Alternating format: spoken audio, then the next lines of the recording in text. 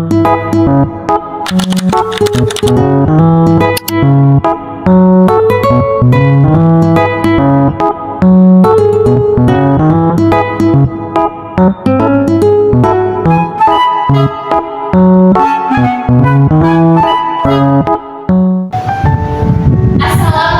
warahmatullahi wabarakatuh. Waalaikumsalam warahmatullahi wabarakatuh. Gimana kabar kalian anak-anak? Sehat? Sehat, Bu. Alhamdulillah. Nah, sebelum memasuki pelajaran kali ini, baiknya kita berdoa terlebih dahulu ya. Ya, Bu. Kita berdoanya itu ada caranya. Caranya itu gini ya.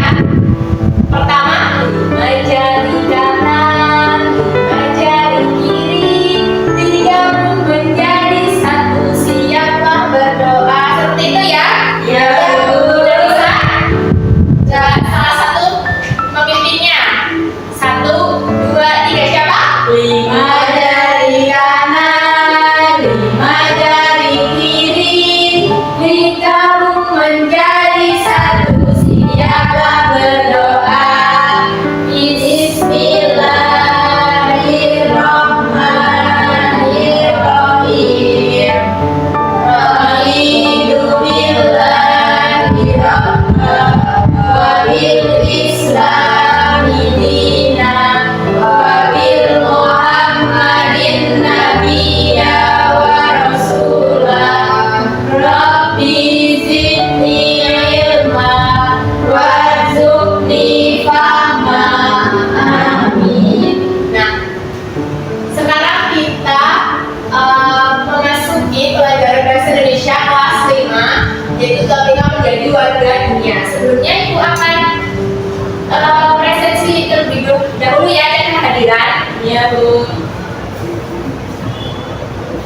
Yang pertama Anissa. Hadir, Bu. Alvina. Hadir. Ira. Hadir, Bu. Rani. Sakit. Sakit apa bos ini? Tapi tadi bilangnya sakit tapi nggak ada surat. Oh, berarti Ibu coret aja ya.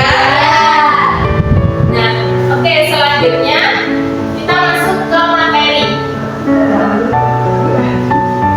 Yang pertama itu ada tujuan pembelajarannya, yaitu yang pertama peserta didik dapat bertanya, menjawab, dan menanggapi komentar orang lain dengan baik dan santun dalam suatu percakapan. Yang kedua, mengajarkan peserta didik untuk menjadi warga dunia yang mempunyai kemampuan literasi, mampu berpikir kritis, dan menggunakan teknologi sebagai sumber informasi.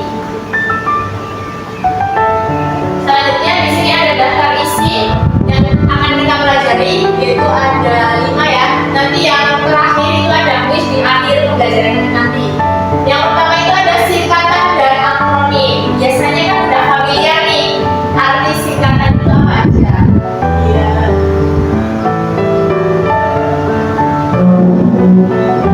Nah, yang pertama itu singkatan dan akronim. Singkatan dan akronim adalah ringkasan atau kependekan dari kata-kata yang panjang. Keduanya bertujuan untuk memudahkan dalam mengingat dan menyebutkan dari hal-hal yang dimaksud. Nah, ini ada contoh dari singkatan dan akronim. Singkatan adalah hasil ringkasan berupa huruf atau gabungan huruf. Contohnya SD, yaitu sekolah dasar, DLL itu dan lain-lain, GTH yang tambahan. Nah, misalkan apa nih yang singkatan contohnya selain yang ada di papan ini? SMP tersebut TSD. Oh iya, benar sekali, TSD tersebut. SMP apa berarti? Sekolah menengah pertama. Benar sekali. Dan yang akronim.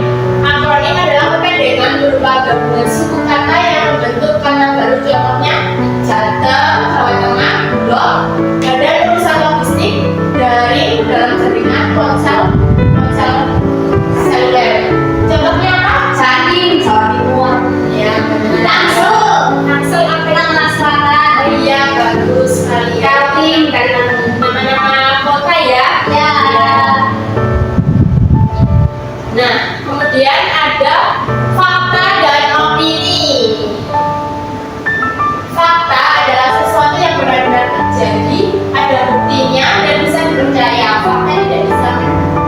diperdebatkan karena sudah terbukti kebenarannya. Misalnya apa coba?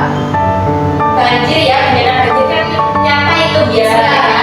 Kemudian opini adalah pendapat atau pikiran seseorang tentang sesuatu. Opini bisa berbeda-beda antara satu orang dengan orang lain dan tidak selalu bisa dibuktikan kebenarannya. Opini seringkali menggunakan kata-kata seperti menurut saya rasa, atau sepertinya. Nah, di sini ada contoh orang yang sedang bersama kucing. Kucing mempunyai 4 kaki, yang satu memelihara kucing itu menyenangkan. Nah, dari dua pendapat ini, manakah yang fakta, manakah yang opini? Fakta yang kucing memiliki memiliki 4 kaki. Kemudian yang opini? Memelihara kucing itu Ya, benar sekali. Udah tahu ya mana yang fakta, mana yang opini? sudah Oke, selanjutnya. Nah, di sini ada ciri-ciri kalimat fakta dan ciri-ciri kalimat opini. Ibu bacakan dua-dua saja ya, biar nggak kepanjangan. Yang pertama itu ada ciri-ciri kalimat fakta, yaitu memiliki data akurat, misalnya dengan statistik, tanggal dan kejadian ataupun hal lain yang memiliki kebenaran adanya. Kemudian yang kedua bersifat objektif, artinya pernyataan tersebut bersifat umum dan telah diakui kebenarannya oleh banyak pihak, khususnya oleh badan atau lembaga resmi. Kemudian yang kalimat opini, yaitu mengambil pendapat pribadi, artinya pendapat tersebut belum pasti kebenarannya. Misalnya kayak yang menurut saya gitu ya.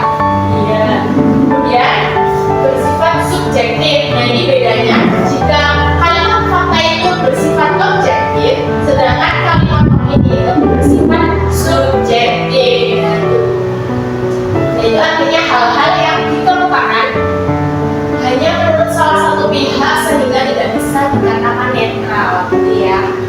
Sudah paham? Bu. Nah, kemudian yang ketiga ada iklan. Biasanya kita jumpai iklan ada di mana? TV. Tidak hanya di media elektronik aja ya. Ada di oh iya, di kayak tempat sponsor gitu ya.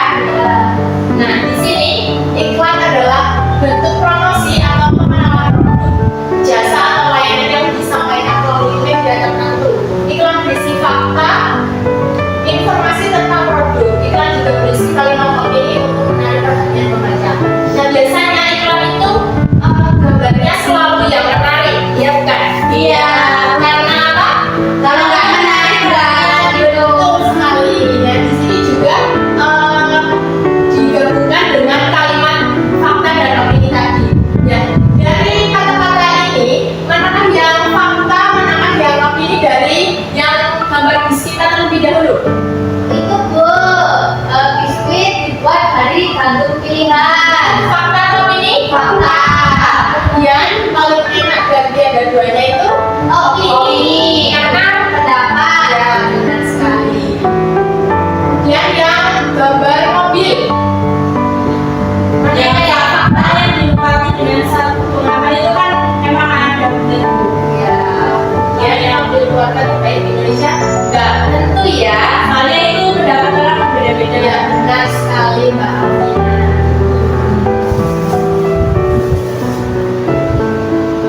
Nah, kemudian menulis surel. Surel apa? Surat elektronik. Biasanya kita menjumpai surat elektronik di mana? Di media digital. Nah, benar sekali. Apakah Mbak Ira biasanya sudah menulis surel? Kok bisa tahu di media digital? Sudah ada? Belum, soalnya belum punya HP Bu. Belum punya Itu HP. Bu orang tua saya dulu. Oh iya, benar sekali. Nah, pengertiannya surel ini, surat elektronik atau surel merupakan sarana kirim-mengirim surat pada media digital seperti telepon pintar, komputer, tablet, atau laptop melalui jaringan internet. Dengan surat elektronik kita bisa mengirim pesan dengan menyertakan beberapa dokumen seperti teks, foto, atau gambar.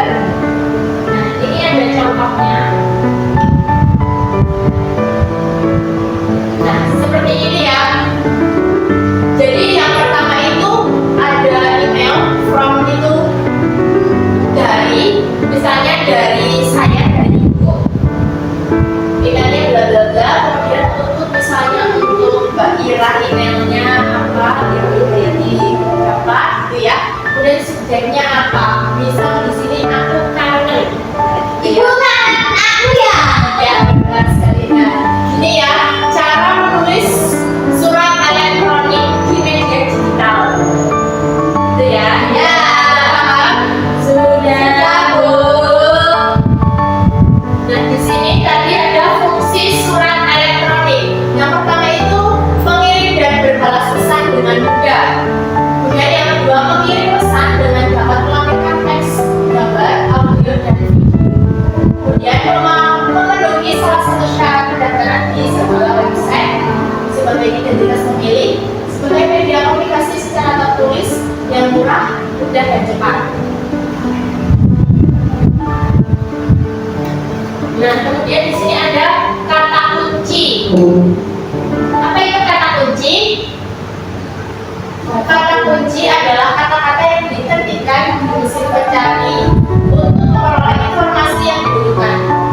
Mengapa? Itu karena mengetahui kata kunci itu penting agar kita dapat menemukan informasi yang dibutuhkan secara cepat dan aman. Nah, misalnya ini ada contoh, sebutkan 5 tempat tujuan wisata alam yang ada di provinsi Bali. Nah, misalkan kita akan mencarinya di Google ya. Jadi kita itu nggak harus menulis dari sebutan sampai Bali itu nggak usah. Jadi kita cari kata kuncinya yaitu wisata alam Bali, gitu ya. Jadi kan pasti langsung muncul wisata alam Bali itu ada apa saja. Nah, jadi kata kuncinya itu wisata alam Bali. Nah, misalkan dari contoh ini, selain dari contoh ini apa? Ketika kita ingin berkunjung ke Jakarta, kita bisa menemukan itu tempat. Kata kuncinya apa itu? Kata kuncinya Mbak Alvina. Kata kuncinya Monas. oh iya, Monas. Pasti kan nanti banyak sekali ya gambar-gambarnya, foto-fotonya itu. Ya, ya. Nah, kemudian ada teks eksplanasi, yaitu tulisan yang berisi penjelasan informasi mengenai kejadian alam, misalnya gerhana matahari, gunung berapi, atau pelangi, atau banjir, tsunami, apa lagi? Longsor, ya masih banyak lagi. Nah, cara menulis teks eksplanasi itu yang pertama menentukan topik. Nah, jadi sebelum kita menulis itu menentukan topiknya terlebih dahulu. Topiknya mau yang seperti apa? Kemudian kita cari tahu apa yang ingin kalian ketahui dan buatlah daftar pertanyaannya. Kemudian yang ketiga ada catat hasil temuan. Gunakan kata-kata kalian sendiri dalam merangkum hal-hal penting. Jangan lupa kita sumber informasinya itu di mana. Kemudian yang keempat ada buat tulisan yang menarik bagi pembacanya.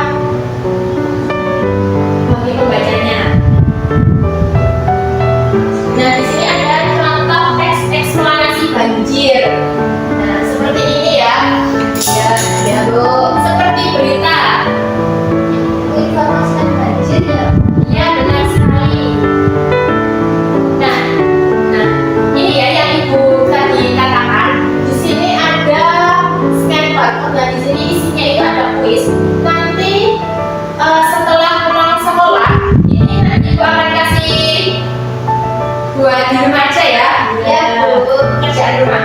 Nah, siapa yang membawa handphone bisa di-scan terlebih dahulu. Oh, Mbak Isa bawa. Buat itu yang menghubungi orang tuanya, buat dia. Oh ya, coba Mbak Isa nanti dikirimkan di grup kelasnya. Pasti ada grupnya kan? Ada grup orang tua. Nah, ini di-scan terlebih dahulu. Nanti dikirimkan di grup ya Mbak Isa. Ya, Bu. Nah, selanjutnya Ibu akan membagikan tugas kerja untuk kalian kerjakan di sini. Masing-masing anak itu satu ya. Iya. Salah satu dari kalian bisa menerangkan atau membacakan hasilnya di depan.